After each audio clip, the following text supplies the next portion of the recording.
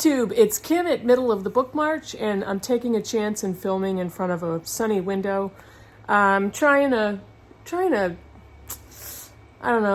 figure out the best place. I wanted to mix it up a little bit instead of sitting in front of my bookcase. So here we go.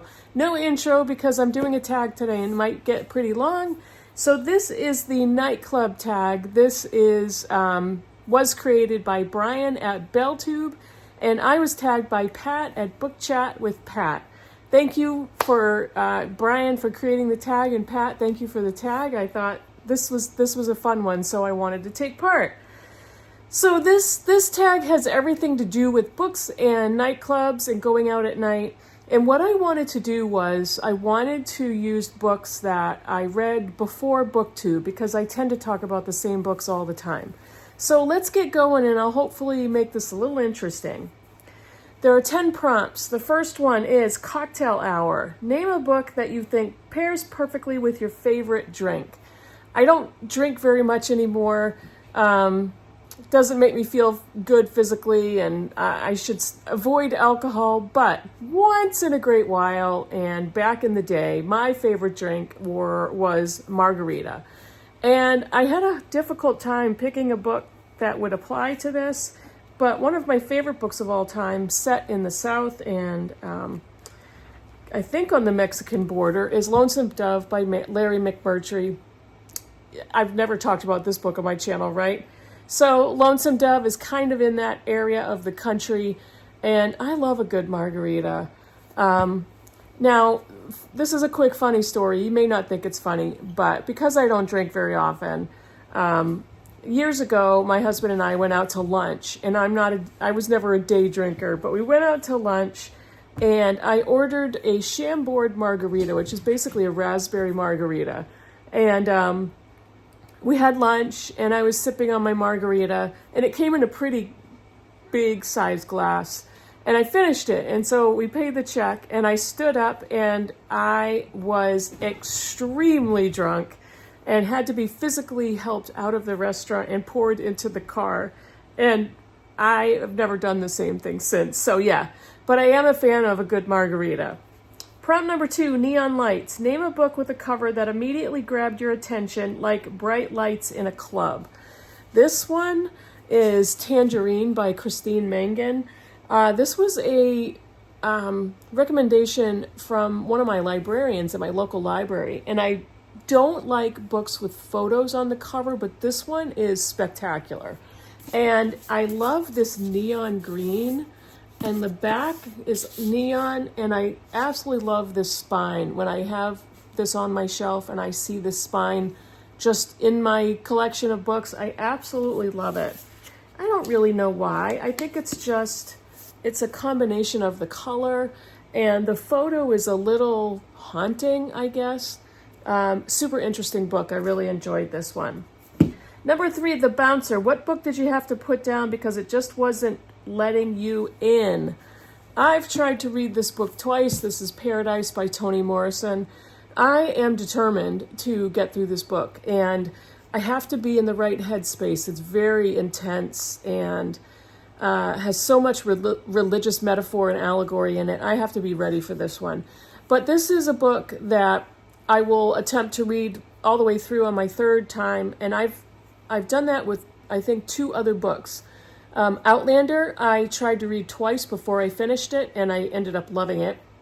And Wolf Hall, I had to try to read it 3 times, and on the 3rd time I did complete it and did not love it very much. Number 4, DJs Choice. What book would you recommend as the perfect read for someone new to the fantasy genre? I mean, this is so predictable, but The Hobbit by J.R.R. Tolkien. I read this in junior high, so I think I was 12, and absolutely adore the entire series, The Hobbit, The Lord of the Rings. But this is an excellent book, and it is probably one of the originals, if not the original, in the high fantasy. I had to reopen my laptop, sorry. But it's very easy to understand. It's a wonderfully interesting, rich, unique, captivating story. So excellent first fantasy book. Number 5, Disco Ball. Name a book that made you feel like you were part of a vibrant, glittering world.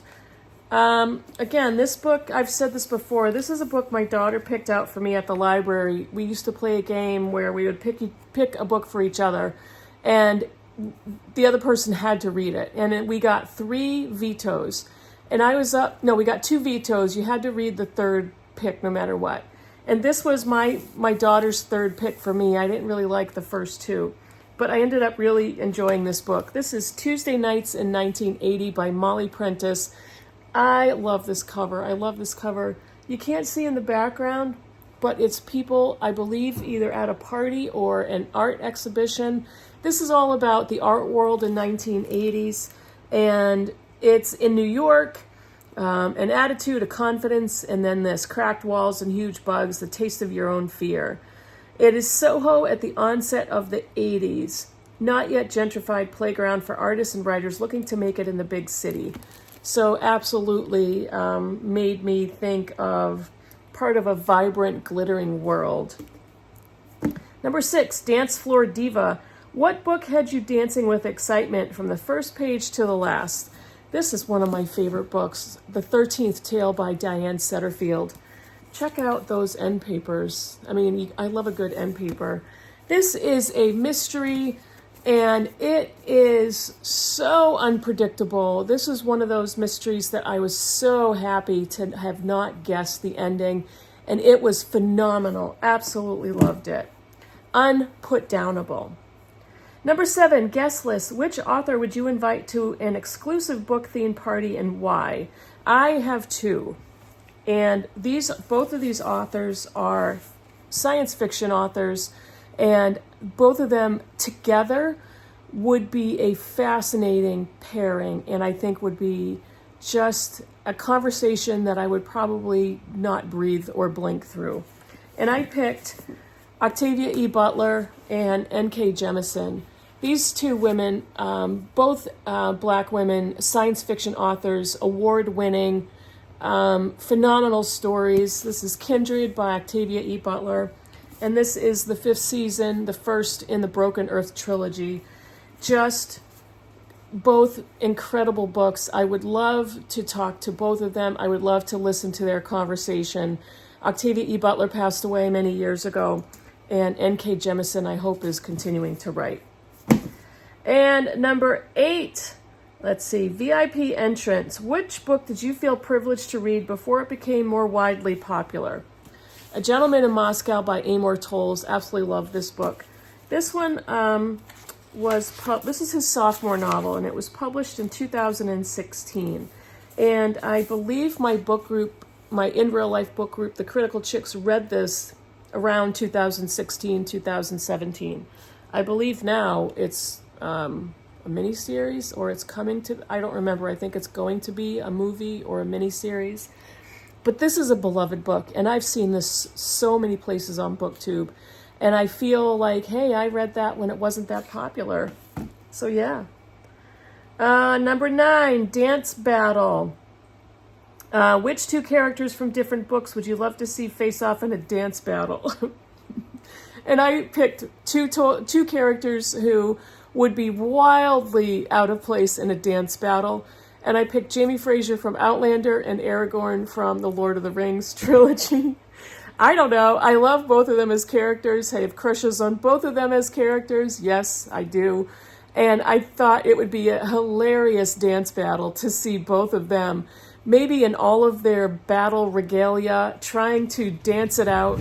And it would just be hilarious to watch these 2 fierce, battle-scarred, serious men dancing it out. Number 10, Midnight Read. What is a book you just couldn't put down and ended up reading all night? I don't often read all night anymore because I will fall asleep.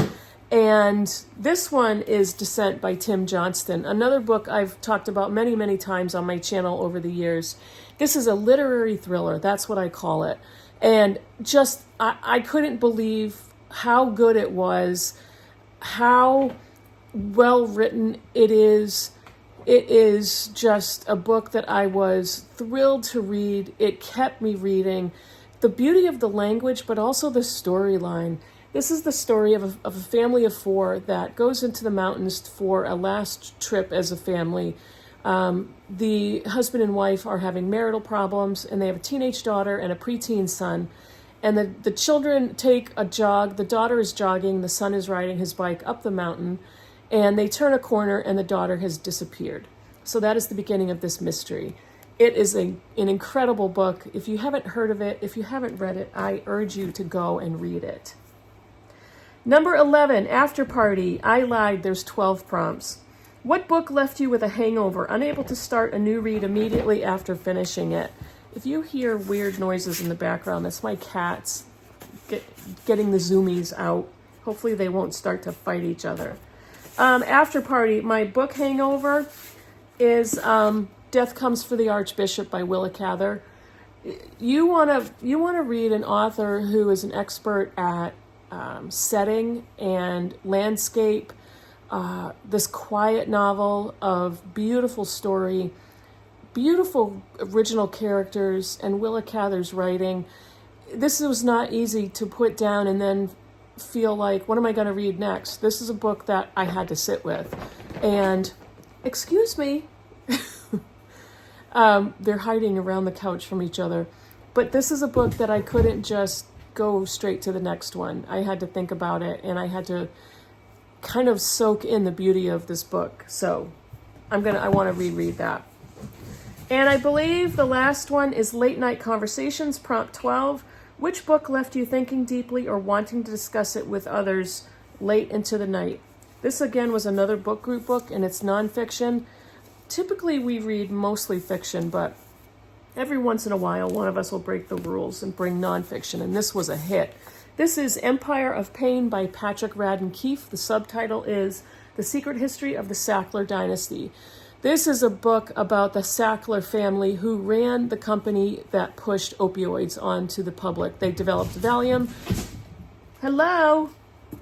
And the drugs that were eventually causing turmoil and addiction throughout the U.S., fentanyl and heroin. This family got incredibly greedily wealthy off of the profits from pushing those drugs on an unsuspecting public. But this book, long one, is phenomenal. And Patrick Radden Keefe had to kind of go into isolation.